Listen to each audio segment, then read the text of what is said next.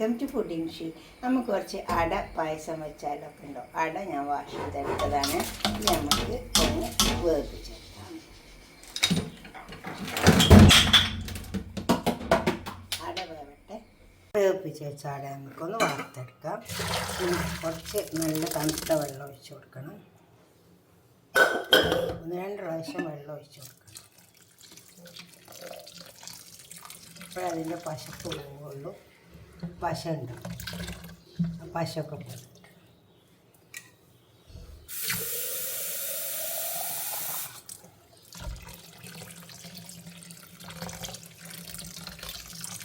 അതുപോലെ വെള്ളം ഒഴിച്ച് കൊടുക്കണം.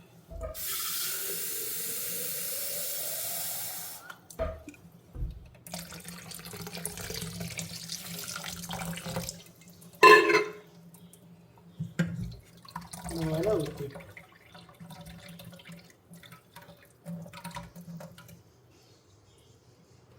പായസത്തിലേക്ക് അണ്ടിപ്പരിപ്പ് നമുക്ക് വറുത്തിട്ട് കൊടുക്കാം.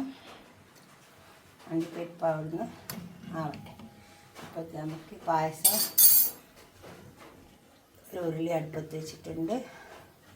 അതിലേക്ക് നമുക്ക് ശർക്കര പാനി ഒഴിച്ച് കൊടുക്കാം. ഉരുക്കി വെച്ച ശർക്കരയാണ്.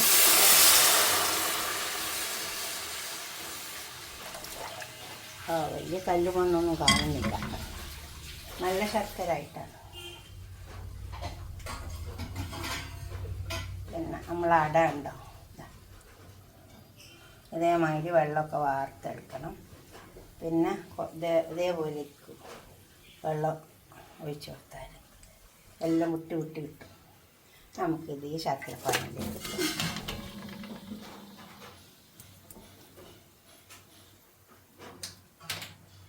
ഇങ്ങനെ നന്നായി ഇളക്കി കൊടുക്കുക. ഈ അടൻ്റെ മേലെ ഈ ശർക്കര എല്ലാം പിടിക്കും.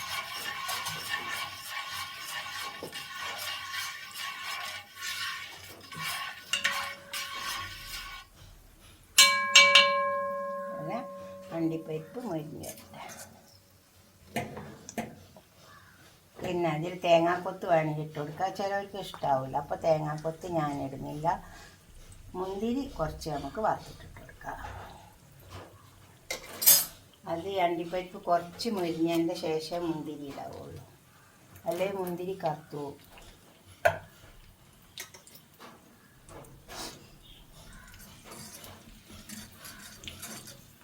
ഇത് നമുക്ക് കോരിയെടുക്കാം. അട നന്നായി ശർക്കരയൊക്കെ പിടിക്കട്ടെ അടൻ്റെ മേലെ. എന്നിട്ട് തേങ്ങാപ്പാൽ ഒഴിച്ചു കൊടുക്കാം. അപ്പോൾ ഈ ശർക്കരയും അടിയും കൂടിയിട്ട് ശരിക്ക് വന്നിട്ടുണ്ടോ. ശർക്കര എപ്പോഴും വേറൊരു പാത്രത്തിൽ ഉരുക്കലാണ് നല്ലത്. എന്തായാലും ചെറിയ കട്ട ഏതെങ്കിലുമൊക്കെ ഉണ്ടാവും, ചെറിയ മണ്ണിക്കരി എന്തെങ്കിലുമൊക്കെ ഉണ്ടാവും. അപ്പോൾ എപ്പോഴും നമ്മളിങ്ങനെ ഉരുക്കി ഒഴിച്ച് കൊടുത്താൽ മതി. ഇനി ഇതിലേക്ക് നമുക്ക് രണ്ടാമത്തെ തേങ്ങാപ്പാൽ ഒഴിച്ച് കൊടുക്കാം. ആദ്യത്തെ പാലിപ്പം തന്നെ വെക്കേണ്ടപ്പോൾ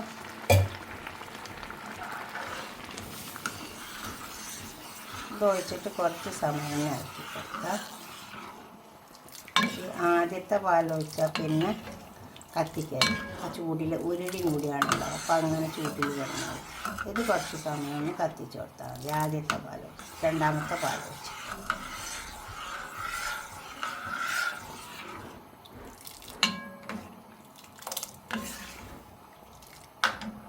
ഈ മധുരം ഒന്ന് ബാലൻസിന് വേണ്ടിയിട്ട് ഒരു നുള്ളുപ്പിട്ടു, അധികം ഒന്നും ഇടണ്ട, ഒരു നുള്ള്.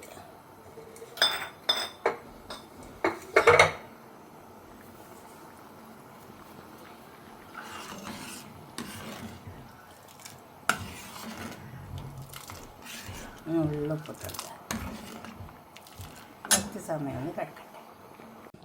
ആ തേങ്ങാപ്പാൽ ഒഴിച്ച് കൊടുത്തത്, രണ്ടാമത്തെ തേങ്ങാപ്പാൽ ഒഴിച്ച് കൊടുത്തതൊക്കെ ഇതിൽ വറ്റി കുറുകി വന്നിട്ടുണ്ട്. നമുക്ക് ഫസ്റ്റ് തേങ്ങാപ്പാൽ ഒഴിച്ച് കൊടുക്കാം. അതെന്താ വെച്ചാൽ അത് ഒഴിച്ചാൽ അധികം കത്തിക്കരുത്, വേഗം ഇളക്കിയെടുക്കണം.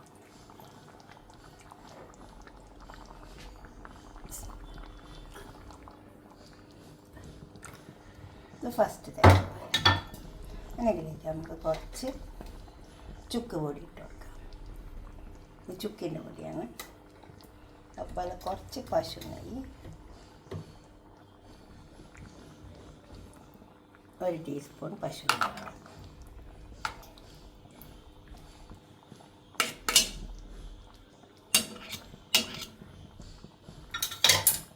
ഒരു നുള്ളി ഏലക്ക പൊടിച്ചത് ഇട്ടെടുക്കാം. ഏലക്കായൻ്റെ പൊടി ഇഷ്ടമുള്ളവരിട്ട് കൊടുത്താൽ മതി കേട്ടോ. ഇനി ഇത് അധികം കത്തിക്കരുത്, പെട്ടെന്ന് തീ ഓഫാക്കാം. എന്താ വെച്ചാൽ പിന്നെ ഒന്നാമത് ഉരുളിയാണ്, ഉരുളി തന്നെ നല്ല ചൂടുണ്ടാവും.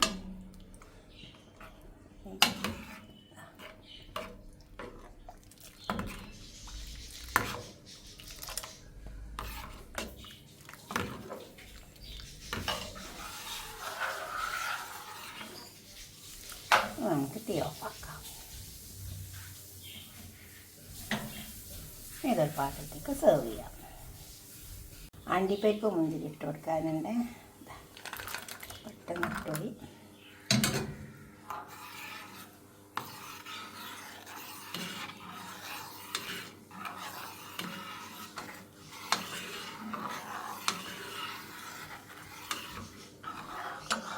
ഇനി പാത്രത്തേക്ക് സെർവ് ചെയ്യാം. പായസം റെഡി ആയിട്ട് വന്നിട്ടുണ്ട്. നമുക്കിതൊരു പാത്രത്തേക്ക് സെർവ് ചെയ്യാം.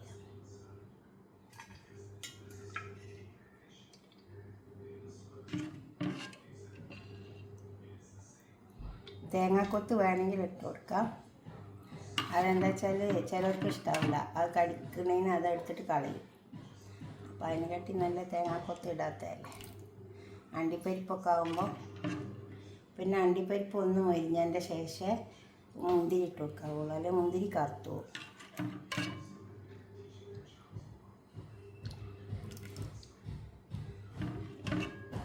ഇത് ഞാൻ 1.5 തേങ്ങയുടെ പാലെടുത്തിട്ടുണ്ട്. 200 ഗ്രാം അടയുള്ളൂ. തേങ്ങാപ്പാൽ കുറച്ച് നല്ലോണം എടുത്തിട്ടുണ്ട്, കട്ടിയിലുള്ള തേങ്ങാപ്പാൽ. ഫസ്റ്റ് തേങ്ങാപ്പാൽ ഇതുപോലൊക്കെ ഒന്ന് ഉണ്ടാക്കി നോക്കിയാട്ടെ.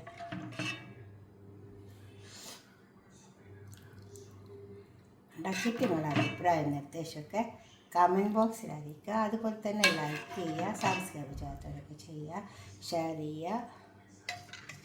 നമ്മൾ ഓരോ നല്ലതൊക്കെ വരുമ്പോൾ നമ്മൾ പായസമൊക്കെ വെക്കില്ലേ, പുള്ളിയാണ് പായസം ഒന്ന് വെച്ച് വെക്കണേ. ഓക്കെ, അടുത്തൊരു വീഡിയോ ആയിട്ട് നമുക്ക് പിന്നെ കാണാം. ബൈ.